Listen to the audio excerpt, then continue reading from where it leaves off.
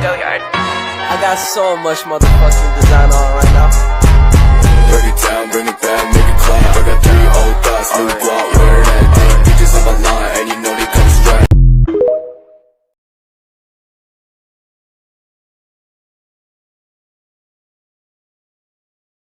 Yeah, well, number one is Jakarta. Number two is Papua, and then East Java, and then West Java. Okay. If I'm not mistaken, yeah. But then within West Java itself, Bandung has the highest number of HIV and AIDS. Wah, kasus HIV sudah sangat menyebar luas nih di Indonesia. Jadi pengen tahu apa aja sih peran tenaga kesehatan dalam menangani kasus HIV ini?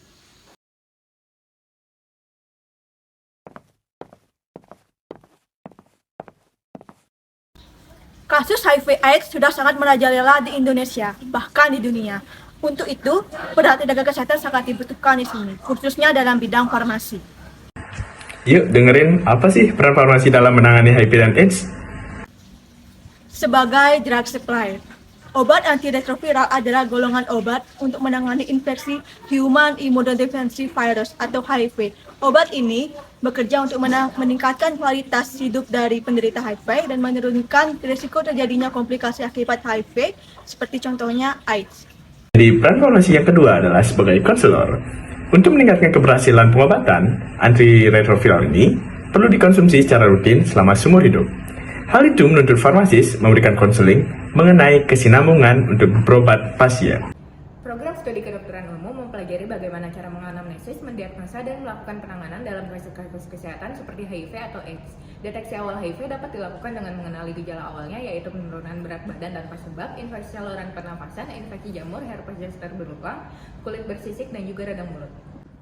Program studi kedokteran umum juga akan mempelajari faktor risiko dan gejala penyakit komorbid HIV/AIDS. Faktor risiko HIV/AIDS cenderung luas sehingga pasien yang didiagnosis positif HIV memerlukan kontrol gaya hidup secara ketat.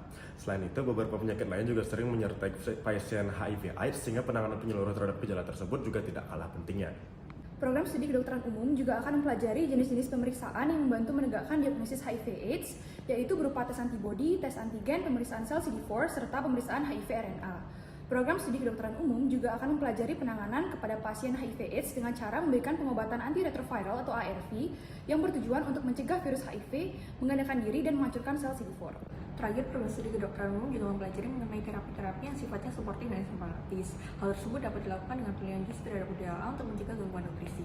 Selain itu, program studi ini juga bertugas untuk mempelajari profilaksis ataupun pengobatan untuk infeksi oportunistik. Terakhir, kami juga mempelajari pengobatan sosial dan psikologis agar pasien dapat mencapai quality life yang baik. Halo semuanya, perkenalkan saya Ella Dewi dari Prodi Keperawatan. Nah, dalam hal ini, peran perawat itu dapat berkolaborasi dengan tenaga kesehatan lainnya untuk memberikan layanan kesehatan yang optimal kepada masyarakat.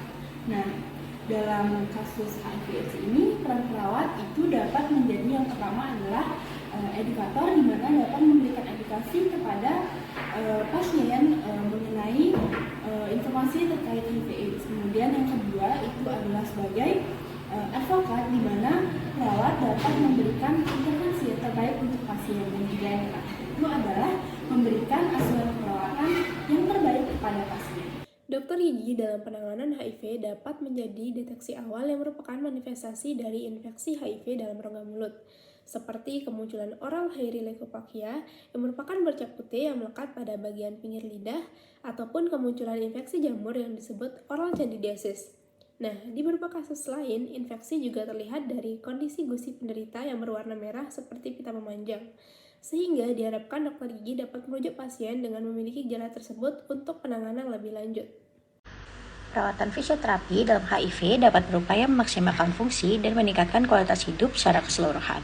Dalam konteks HIV, fisioterapi dapat menilai hambatan dan perspektif terhadap aktivitas fisik dan olahraga di antara ODA, dan memberikan dukungan yang disesuaikan untuk memfasilitasi keterlibatan dalam olahraga guna meningkatkan kekuatan otot dan kebugaran kardiovaskular. Program studi sarjana psikologi mempelajari bagaimana dukungan sosial berpengaruh terhadap perilaku pasien HIV/AIDS terhadap proses pengobatan yang dilaluinya.